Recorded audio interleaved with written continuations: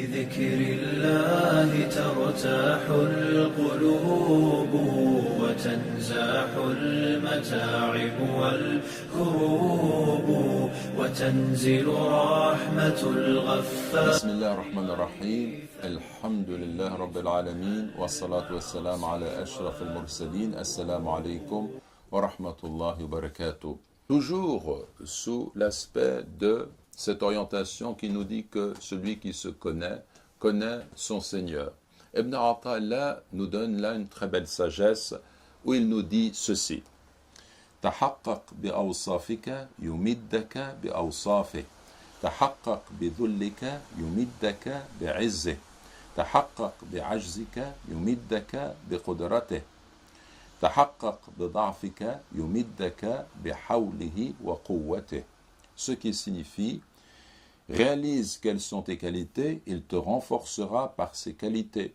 Réalise quelle est ton humble condition, il te renforcera par son prestige. Réalise l'état de faiblesse qui est le tien, il te renforcera par sa puissance et sa majesté.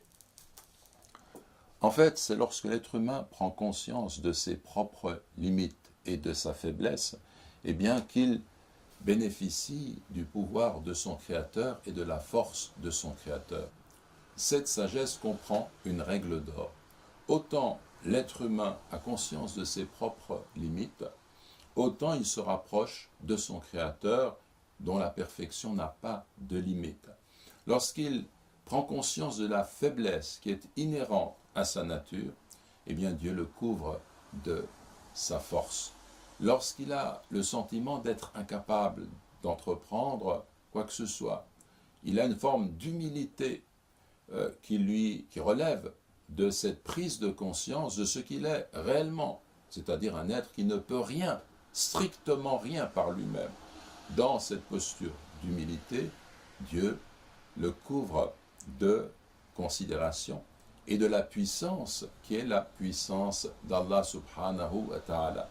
S'il se sait pauvre essentiellement, car tout être humain est pauvre essentiellement, même le plus riche des êtres humains, eh bien, ce qu'il possède n'est que relatif. Il va finir par le perdre. Son bien n'est pas éternel. Il ne possède rien dans l'absolu. L'être humain qui comprend qu'il est essentiellement une créature pauvre qui a besoin de façon continue de son Créateur. C'est l'une des fonctions d'ailleurs du mois de Ramadan, parce que cette façon de jeûner, eh bien, elle nous fait prendre conscience de notre faiblesse. Sans cette nourriture que nous consommons habituellement de façon continue, eh bien, en quelques heures, en quelques jours, l'être humain n'est plus rien. Qui le nourrit? Qui le soutient? Qui lui apporte ses biens? C'est son Créateur.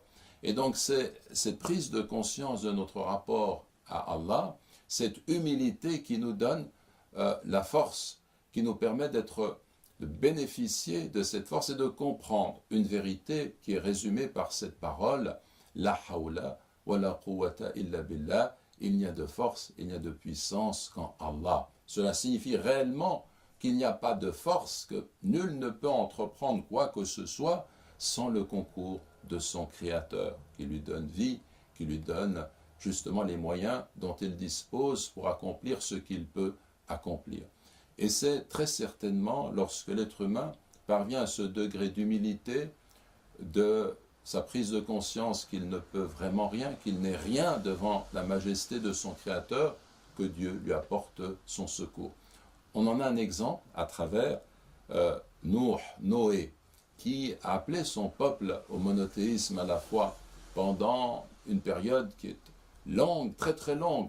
Ils n'ont pas suivi son message. Ils n'ont pas compris son message. Et lorsque il a vu que son peuple ne le suivait pas, lorsqu'il s'est estimé en quelque sorte vaincu, il a dit « Fada'a rabbahu anni maghlubun fantasir » « Je suis vaincu, apporte-moi ton secours ». Il a interpellé son Créateur de cette façon-là. Et alors il y a eu le déluge. Et Allah lui a donné victoire sur son peuple, sur les incroyants qui s'opposaient à lui. Et donc là, c'est une règle qui est fondamentale pour chacun d'entre nous. Dans la mesure où nous avons conscience de ce que nous sommes en tant qu'être humain, eh bien nous apprenons à comprendre, à connaître qui est notre Créateur, subhanahu wa ta'ala. Wa jazakumullahu khayran. Wassalamu alaikum wa rahmatullahi wa barakatuh.